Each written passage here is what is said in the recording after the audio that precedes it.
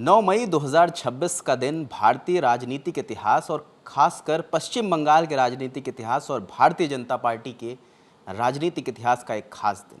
1982 की राजनीतिक लड़ाई शुरू करती है भारतीय जनता पार्टी, लेकिन 34 साल तक खाता तक नहीं खोल पाती और 2016 में 3 सीटें, 21 में 77 सीटें और 2026 आते आते ये पहली मर्तबा है जब पश्चिम बंगाल में भारतीय जनता पार्टी अपना मुख्यमंत्री बनाई। मुख्यमंत्री बने हैं शुभेंदु अधिकारी। हालांकि जब ये कार्यक्रम चल रहा था, शुभेंदु अधिकारी शपथ लेने वाले थे, उससे पहले एक तस्वीर सामने आती है जिसकी सबसे ज़्यादा चर्चा होती है। गूगल को एक अपना नया कीवर्ड मिल जाता है और अखबारों को एक नई हेडलाइन। एक व्यक्ति, एक बुजुर्ग व्यक्ति, क्योंकि जब प्रधानमंत्री मंच पर चढ़ते हैं वो सीधा उनसे मिलने जाते हैं, उन्हें शॉल उड़ाते हैं, गले मिलते हैं, उनके पाँव छूते हैं। सवाल था आखिर ये व्यक्ति हैं कौन, व्यक्ति कौन है, उनकी पहचान क्या है और उनका राजनीतिक इतिहास क्या है, जिसके चलते प्रधानमंत्री सबसे पहले उनसे मिले और काफ़ी देर तक उनसे उन्होंने बातचीत करी। नेहा, कौन है वो व्यक्ति?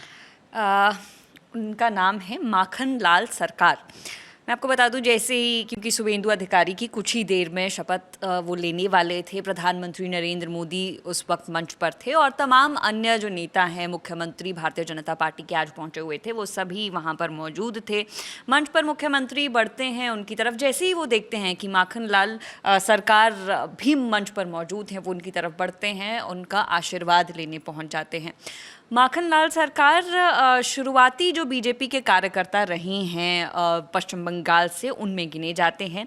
वो राष्ट्रवादी विचारधारा और जनसंघ के शुरुआती और ज़मीनी नेताओं में से एक हैं। आपको बता दें कि साल 1952 में जब डॉक्टर श्यामा प्रसाद मुखर्जी ने कश्मीर में भारतीय तिरंगा फहराने का ऐतिहासिक आंदोलन जो शुरू किया था, उसमें भी माखन लाल सरकार कदम से कदम मिलाकर उनके साथ जुड़े हुए थे और इसी आंदोलन के दौरान उन्हें गिरफ्तार भी किया था और बहुत समय तक वो जेल में भी रहे थे।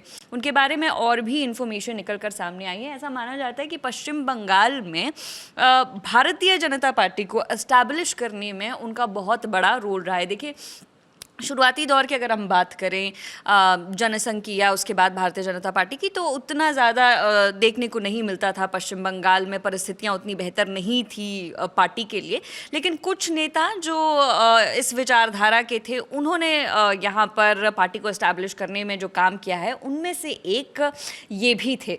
आपको बता दें, साल 1980 में भारतीय जनता पार्टी के गठन के बाद बंगाल के पश्चिम दिनाजपुर, जलपाईगुड़ी और दार्जिलिंग जिलों में संगठन को मजबूत करने की जिम्मेदारी इनको सौंपी गई थी और उनकी जो संगठनात्मक जो क्षमता थी, उसका नतीजा ये रहा कि लगभग 10,000 से ज़्यादा कार्यकर्ताओं को इन्होंने, माखन लाल सरकार ने, एक साल के अंदर अंदर ही पार्टी के साथ जोड़ दिया था।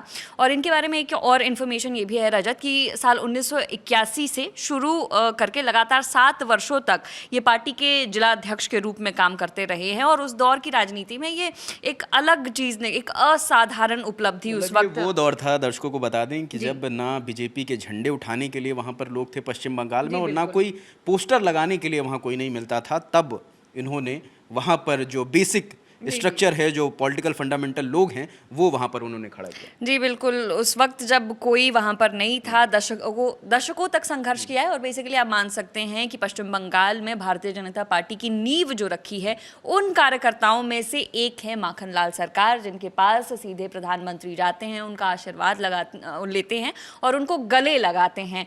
तो ये नेता 98 साल के, मैं आपको ये भी बता दूं कि 98 साल के वयोवृद्ध नेता हैं माखन लाल सरकार, जिनसे मिलने पहुंचे थे, जिला अध्यक्ष भी रही हैं और श्यामा प्रसाद मुखर्जी के साथ आंदोलन में भी ये साथ थे। बीजेपी को एस्टैब्लिश करने में बड़ा रोल इन्होंने निभाया है 1980 के बाद से, और उससे पहले भी लगातार जनसंघ की विचारधारा में ये अहम रोल निभाने वाले नेताओं में से एक थे।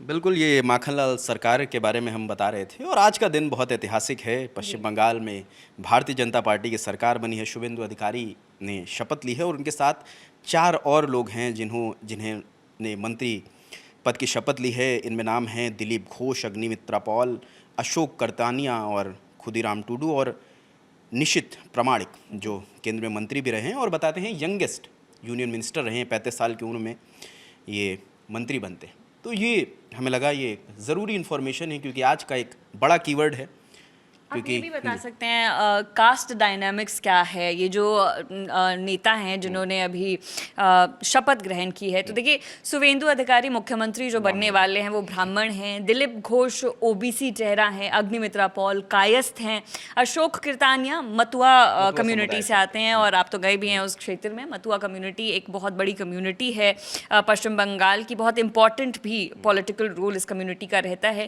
क्षुदीराम टुडू हैं, वो ट्राइबल हैं और निश्चित प्रामाणिक राजवंशी समुदाय से ये आते हैं। तो आप देख सकते हैं कि सोशल इंजीनियरिंग भी बीजेपी ने पहले ही हिट में कर ली है। तो पहले ही हिट में जो पहले नेता जिन्होंने आज जो शपथ ली है, सोशल इंजीनियर एक भी आपको रिपीट नहीं दिखेगा यहाँ पे। महिला भी हैं, ब्राह्मण भी हैं, ओबीसी भी हैं, कायस्थ भी हैं, मतुआ भी हैं, ट्राइबल भी हैं और राजवंशी भी हैं, मतलब सभी को साधने की कोशिश की गई है। उसमें एक अग्निमित्रा पॉल जो माना जा रहा था कि डिप्टी सीएम बनेंगे, हालांकि डिप्टी सीएम जैसी कोई पोजीशन नहीं सामने आई है। तो ये है अपडेट, बाकी और भी वीडियोस हम लगातार करते रहेंगे, अलग अलग एंगल से ये आज का जो कार्यक्रम है उससे एक्सप्लोर करने की कोशिश करेंगे। बाकी इस रिपोर्ट पर आप जो भी सोचते हैं हमें कमेंट सेक्शन में ज़रूर बताएं। मेरा नाम रजत है, मेरे साथ नेहा थी इस बातचीत में। देखते रहे ललन टॉप, कैमरे के पीछे शिवम है। शुक्रिया।